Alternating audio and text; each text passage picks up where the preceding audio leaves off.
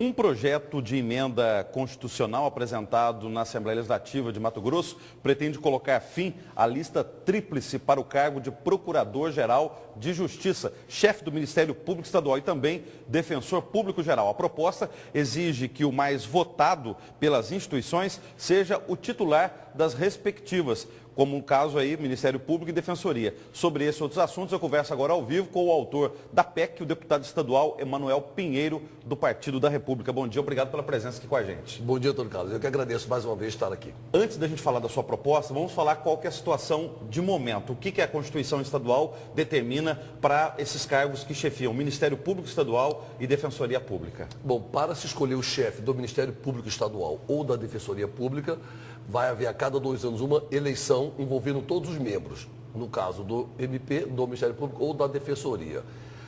Eleito, aí elege-se o chefe daquela função, daquela instituição.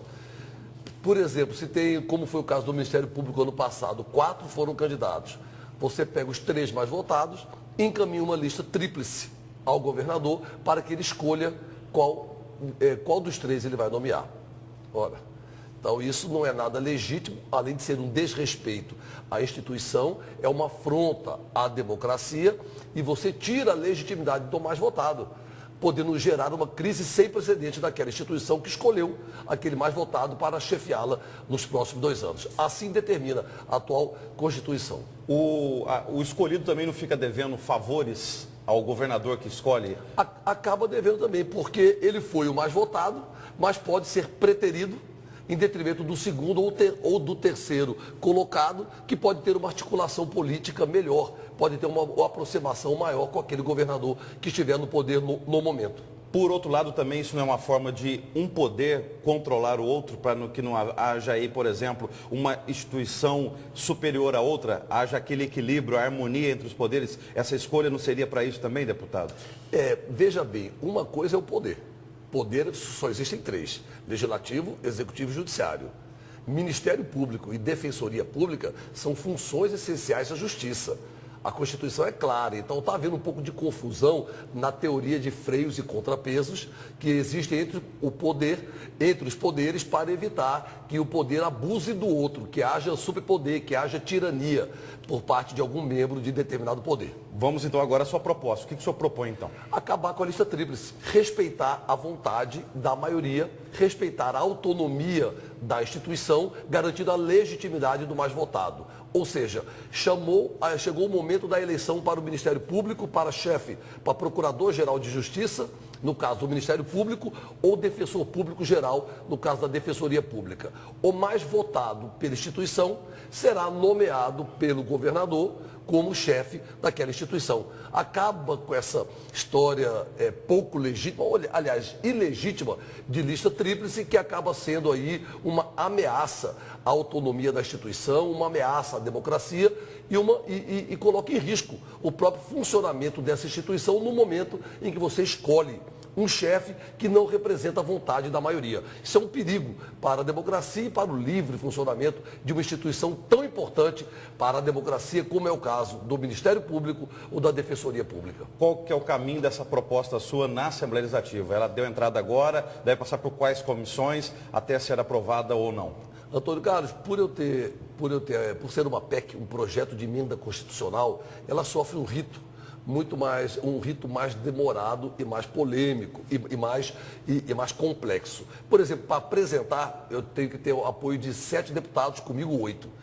Então, você só apresenta uma PEC quando você tem 8 assinaturas, 1/3 da Assembleia. Conseguimos essas 8 assinaturas, apresentamos a proposta na semana passada, ela agora vai por todo o caminho das comissões permanentes até chegar à Comissão de Constituição e Justiça e poder vir ao soberano plenário. Isso aí vai levar aí, no mínimo, uns 90 dias. Pegando carona nessa sua proposta, há muitos questionamentos na sociedade também, por exemplo, pelas escolhas, por exemplo, da composição dos conselheiros do Tribunal de Contas do Estado. Ora é o governador, ora são vocês, deputados estaduais.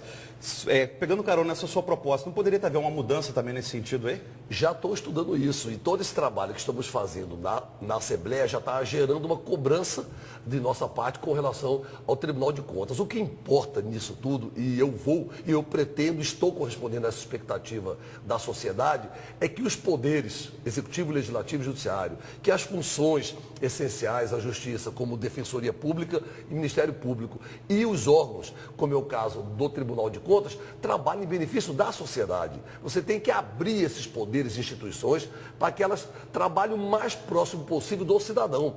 O cidadão tem que se sentir beneficiado por ela, porque ela só existe para atender às necessidades do cidadão, que é o titular do poder. Então eu já estou estudando também, após a definição dessa proposta de acabar com a lista tríplice para a escolha do Procurador-Geral de Justiça, do Ministério Público e Defensor Público, na Defensoria, partiremos aí para também apresentar a proposta que vise aproximar mais o Tribunal de Contas do cidadão. Agora, qual é a eficácia dessas propostas para elas não se tornarem letra morta? Vamos lembrar do final do ano passado, o senhor conseguiu aprovação inédita na Assembleia, foi em nível nacional a questão da eleição direta para o presidente do Tribunal de Justiça e vice-presidente do Tribunal de Justiça de Mato Grosso. Em que pé que está essa situação?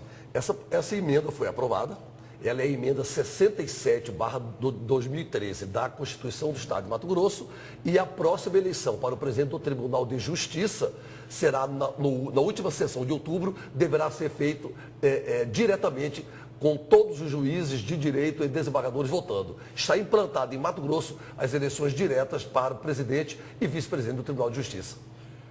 Deputado, falar um pouquinho de eleições 2014, o senhor é secretário do PR, Partido da República. Como que são as articulações? Vocês tiveram uma reunião ontem à noite aí, visando as eleições 2014. O bloco governista vai ter algum candidato, agora com essa posição do governador Silvio Barbosa de permanecer no cargo até dezembro, do próprio senador Blairo Maggi, que já saiu de licença e fala que não é candidato. Para onde vai caminhar o PR?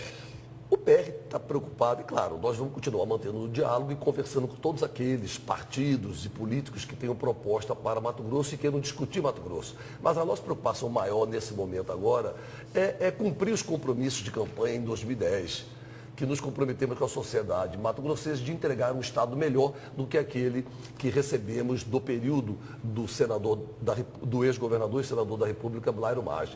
Nós temos muitas obras em andamentos que está gerando muita expectativa e ansiedade na população, que são as obras da Copa do Mundo, fundamentais para o desenvolvimento urbano e para a qualidade de vida do povo cuiabano e vazegrandense, principalmente. Nós temos bilhões de obras aí pelo interior do estado, como é o caso do MT Integrado, Prodetur, Prodestur, Propontes, que são obras que muitas já saíram do papel e outras não saíram. Então nós temos que dedicar, nós temos uns desafios na saúde, na segurança pública, então nós temos que focar agora, falar mais de gestão, de benefício direto para a população, que foi esse o nosso compromisso em 2010. E a população confiou em todos nós e falar menos, deixar para o momento oportuno, falar menos e deixar para o momento oportuno falar em política eleitoral, que vai ter o seu momento, que será em junho. Obrigado pela presença ao vivo, bom dia para o senhor. Eu que agradeço, muito obrigado e bom dia a todos.